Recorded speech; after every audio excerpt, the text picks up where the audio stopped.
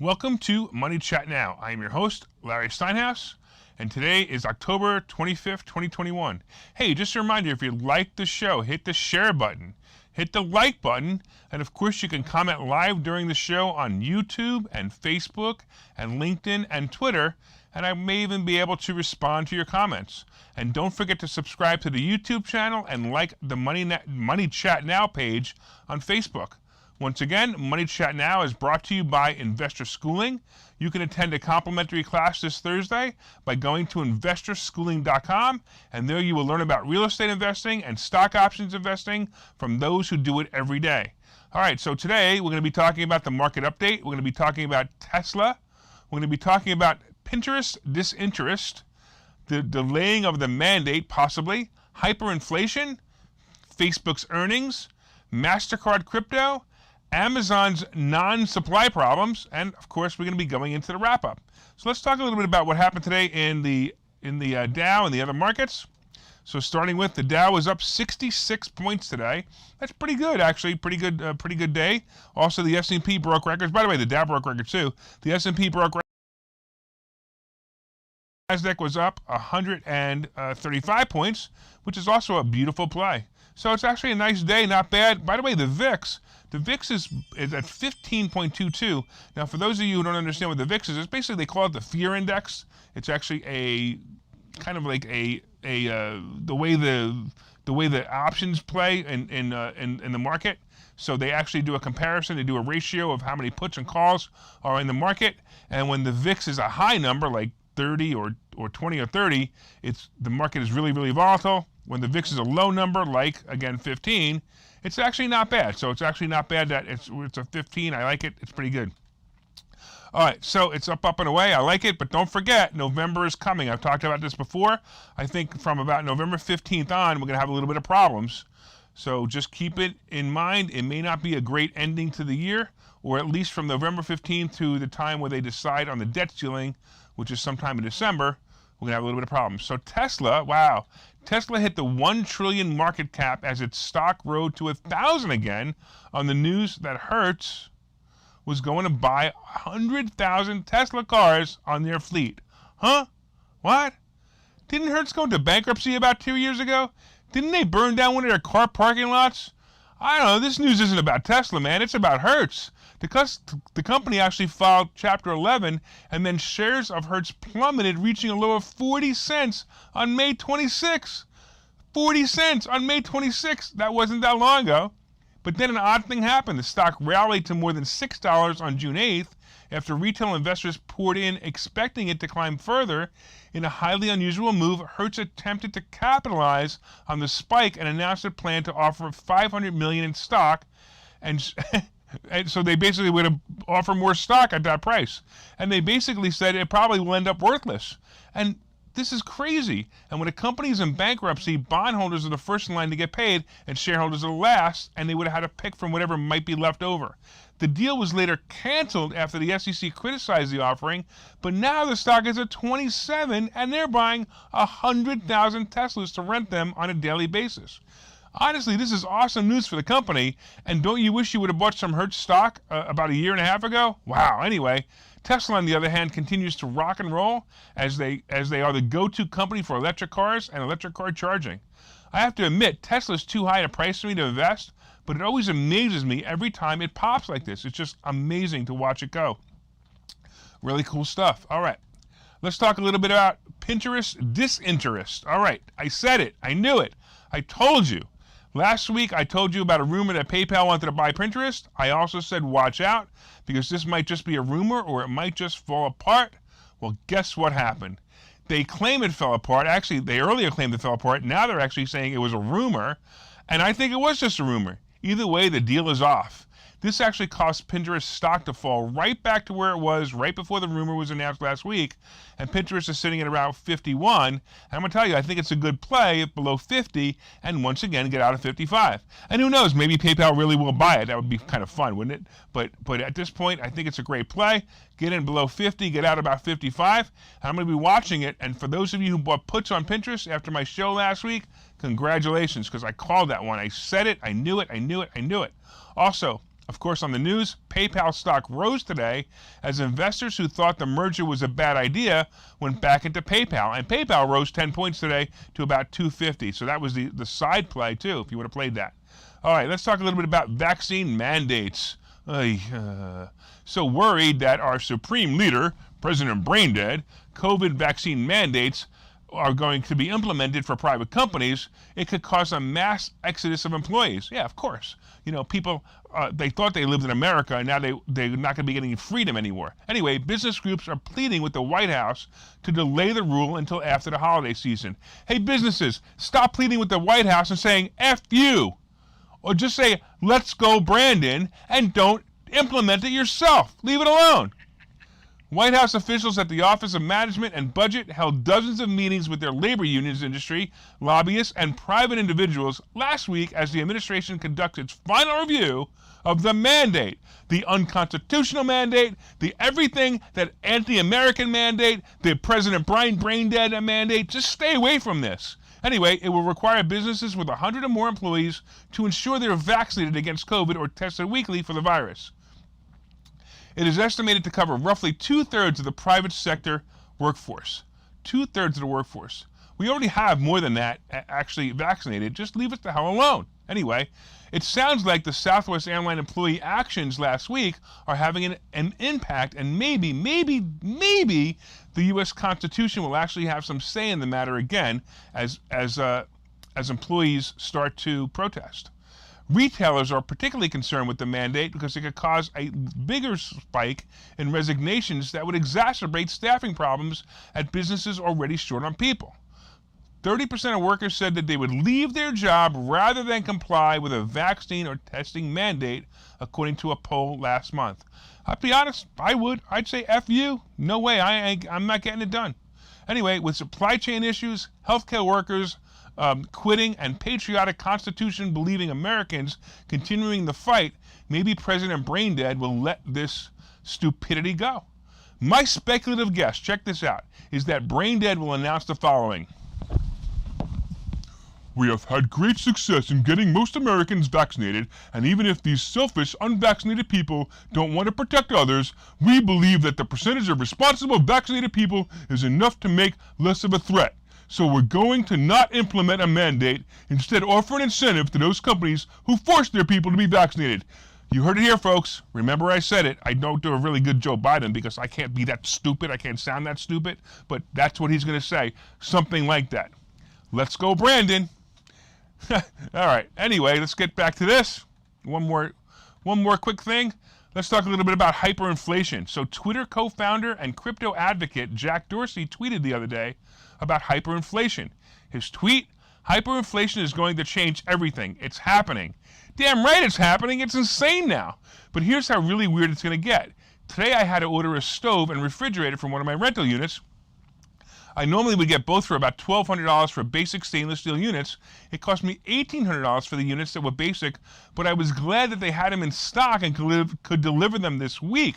That's what really made me not care. I just wanted to make sure I had them. Hyperinflation is actually going to be caused by the supply chain issues, chip shortages, and just plain supply and demand issues. I actually believe the next economic crash will be caused by cryptocurrencies, and the force believe that if you keep buying them, the price of these assets will keep going up. This is a basic Ponzi scheme because as long as someone's willing to pay more money than the next guy, the craziness will continue to rise.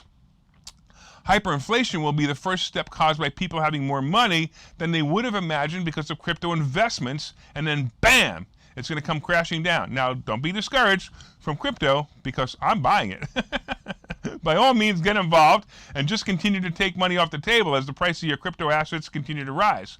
I currently own Shiba and Dogecoin, and I believe I've doubled my account in about 3 months, which isn't bad. Hey, Shiba, go to 1. All right, let's take a quick break, and we'll be back in a minute. Okay, so you've thought about investing in real estate, houses, apartment buildings, properties, but don't really know where to start? Well, what if you could very easily learn how to gain strategies to use other people's money to buy and sell houses in the Philadelphia area? If you could learn and network with successful area real estate investors and how to produce monthly income on rental properties without headaches, that place is Investor Schooling. With Investor Schooling, you'll learn from two Philadelphia area rockstar real estate investors, Phil Falcone and Larry Steinhaus, about how to buy and sell properties the easy way and teach you basic and advanced techniques to help you make money in real estate. You can attend Investor Schooling in person or online visual classes 8 times a month. You can and will learn how to make money in real estate. Call for free information and get a complimentary pass to one of these classes. But don't delay, as these complimentary passes are limited. Call the number on your screen now or visit investorschooling.com. investorschooling.com.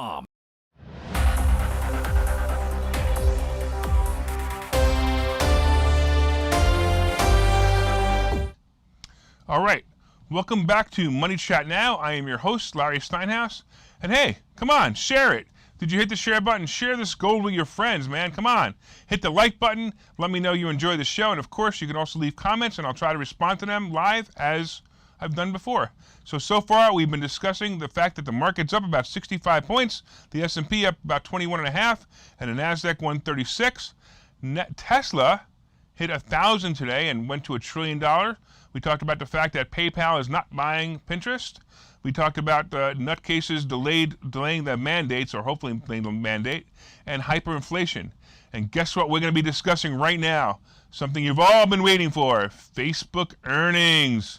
So before I talk about Facebook's earnings, let's discuss some of the challenges that Facebook has had to face in the past 3 months. First of all, the first one, the big problem was Apple and their update that gave users of iPhones more privacy and cut off crucial information about the habits of users that Facebook was basically trying to target. And that was a big problem for them. And basically what happened, it would make the ads that run on Facebook less effective, and the fear was less advertisers would use the platform to advertise. Another problem was the attacks by the Wall Street Journal in the Facebook Files reports. These attacks by the so-called whistleblowers, the disgruntled employees basically, talked about how their business practices that were questionable, such as targeting children as new users and ignoring some users' abusive posts. Facebook also hit a snag when Snap reported bad earnings last week, which brought Snap down 20 points as well as Facebook down 20 points. I personally thought Facebook would have rallied back on Friday, but it didn't. But here it is. Let's talk a little bit about what happens with Facebook today. So right now, Facebook, actually their earnings was a slight beat, 3.22 per share versus 3.19. The revenue was slightly low, 21.01 billion versus 29.57 billion. By the way, that's in a quarter. That's pretty impressive, right? Their daily active users, and this is where daily active users is very important. So they were projected to have 1.3 billion daily active users, and they hit the number dead on at 1.3 billion. And here's what happened with Snap last week was the daily users went down. Also, monthly active users, 2.9 billion versus 2.3 billion expected, so it's slightly low. So still not a problem. It's nothing that they need to worry about. It just happens to be, pretty much in line. So right now, let's talk a little bit about Facebook stock. Let's see where it is at the moment.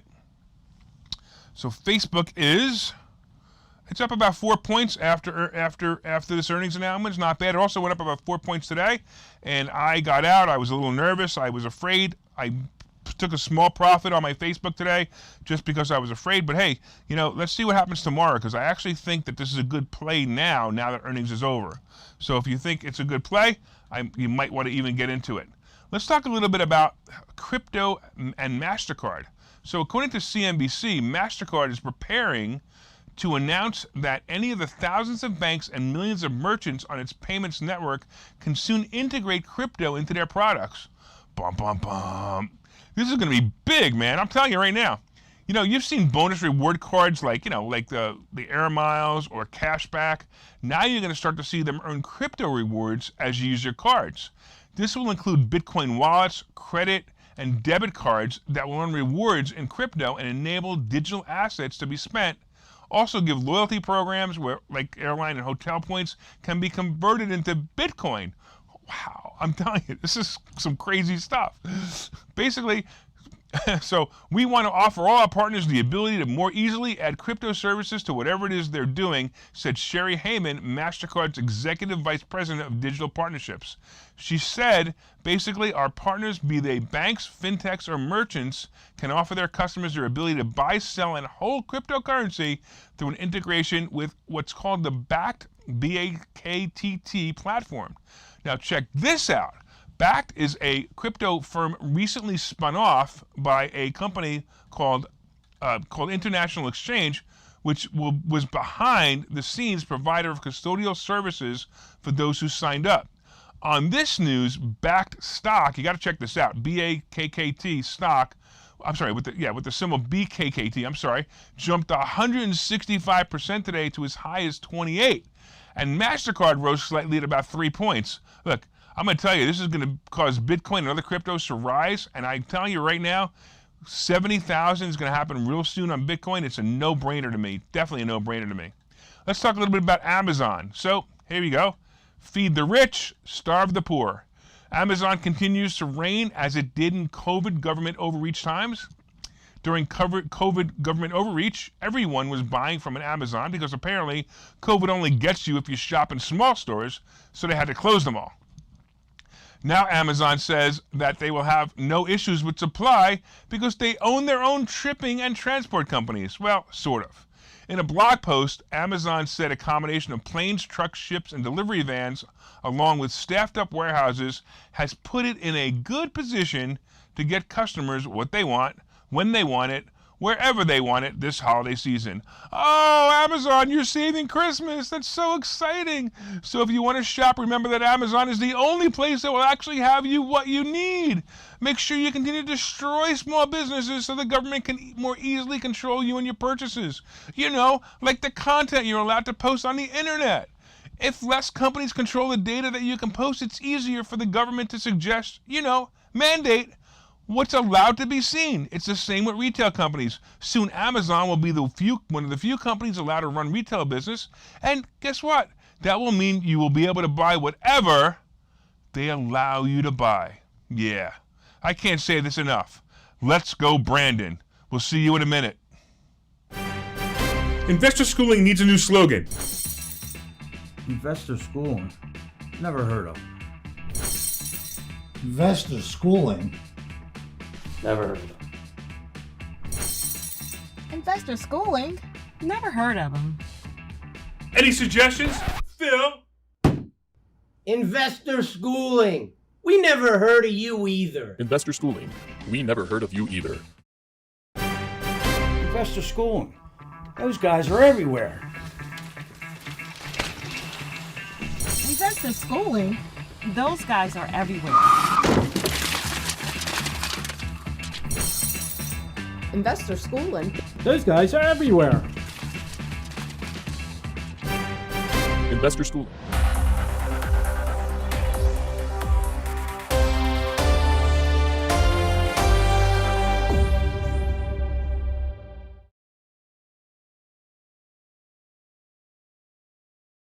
Update, nice day, not bad, went up a little bit. Tesla, we also talked about the fact that Tesla spiked today up to about 1,000, hit about 1,000 today when Hertz bought 100,000 vehicles to put into their fleet. That's pretty awesome. We talked about the fact that I predicted that PayPal would not buy Pinterest, and it's exactly what happened.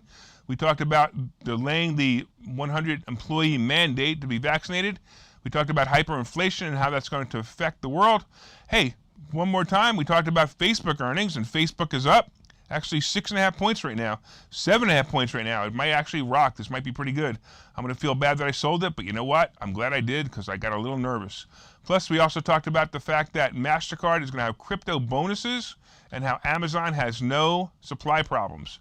By the way, did you hit that share button yet? Come on, share this, man. Hit the like button. Let me know you enjoy the show. And if you want to leave a comment that says you've been watching, please let me know you've been watching and that the fact that you liked it. And of course, all right, so we're pretty much there.